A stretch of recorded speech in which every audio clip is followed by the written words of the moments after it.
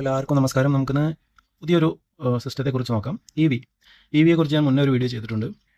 അപ്പോൾ ഇതിൽ നോക്കുന്ന ഇ വിയുടെ പവർ ട്രെയിൻ പവർ ഫ്ലോ, അതെങ്ങനെയാണ് ഇതിൻ്റെ പവർ ഫ്ലോ എന്നതിനെക്കുറിച്ചാണ് നമ്മൾ നോക്കുന്നത്.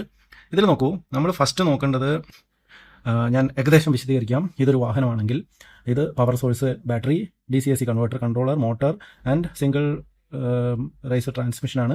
പിന്നെ ഇത് ഓൺബോർഡ് ചാർജറാണ്. ഇവിടെ നമുക്ക് AC ചാർജിങ്, ഇങ്ങനെയുള്ള ഇത് മൊത്തം വാഹനത്തിൻ്റെ ഒരു ഔട്ട്ലൈനാണ് ഈ വരച്ചേക്കുന്നത്. നിങ്ങൾക്ക് മനസ്സിലാവുമെന്ന് കരുതുന്നു.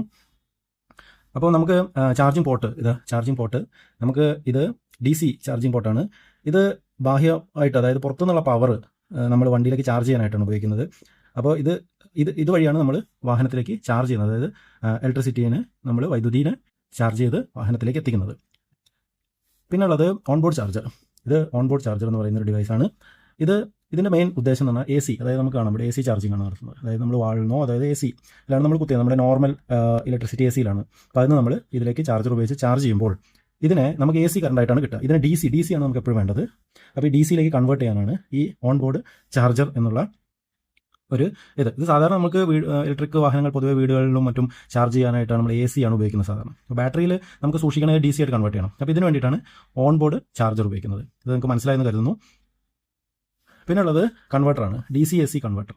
അതായത് ഹൈ വോൾട്ടേജ് DC വൈദ്യുതിനെ നമ്മൾ സംഭരിച്ച് വെക്കുക, കീപ്പ് ചെയ്യുക, അതുപോലെ അതിനെ കൺവേർട്ട് ചെയ്യുക, DC-AC കൺവേർട്ടർ. ഓക്കെ, അതിനെ DC-യിലേക്ക് കൺവേർട്ട് ചെയ്യുക എന്നുള്ളതാണ് ഇതിൻ്റെ ഒരു ഉദ്ദേശം. ഇത് തന്നെയാണ് ഇതിൻ്റെ വോൾട്ടേജ്. അതായത് ഇതിൻ്റെ കൺട്രോളർ ഉപയോഗിക്കുന്ന പല വാഹനത്തിലും പല രീതിയിലായിരിക്കും.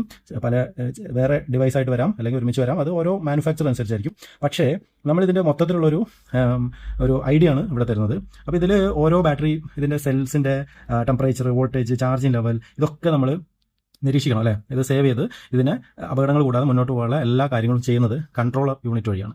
ഓക്കെ, ഇങ്ങനെയുള്ള കാര്യങ്ങളാണ് ഇത് ചെയ്യുന്നത്. പിന്നെയുള്ള ഇലക്ട്രിക് മോട്ടറാണ്. അതായത് ഇതിലൊരു മോട്ടർ, നമുക്കിതിൽ ട്രാൻസ്മിഷൻ കാര്യങ്ങൾ, അതുപോലെ 4x4 ഇങ്ങനെയുള്ള കാര്യങ്ങളൊക്കെ നോക്കുമ്പോൾ ഇതിലൊരു മോട്ടറാണ് നമ്മൾ കൊടുക്കുന്നത്. അപ്പോൾ മോട്ടർ എന്താ ചെയ്യുന്നത്? നമ്മുടെ പവർ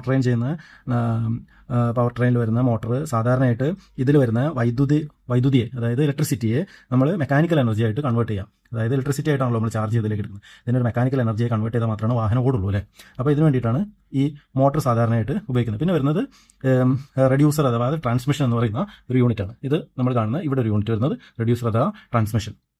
ഇതിന് നമ്മുടെ ഈ മോട്ടറിൽ നിന്ന് ഒരു മെക്കാനിക്കൽ എനർജിയെ കൺവേർട്ട് ചെയ്താൽ ഇതിൻ്റെ വാഹനം ഓടിക്കാനുള്ള ആ സ്പീഡ്, അതായത് വേഗത, മെക്കാനിക്കൽ എനർജിയെ, ആ എനർജിയെ നമുക്ക് കിട്ടും ഇവിടെ അല്ലേ.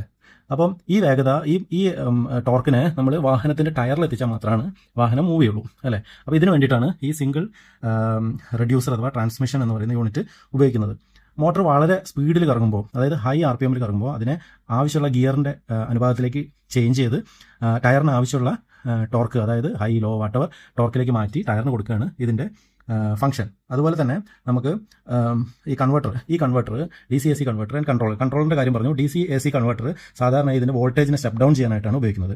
അതായത് പ്രധാന ബാറ്ററിയുടെ വോൾട്ടേജിനെ 12 വോൾട്ടായിട്ട് കുറച്ച് ലൈറ്റ്, മറ്റേ infotainment system, screen, power window, അതായത് അഡീഷണൽ ആയിട്ടുള്ള കാര്യങ്ങൾക്കുള്ള പവർ കൊടുക്കാനും കൂടി ഇത് ഉപയോഗിക്കുന്നുണ്ട്.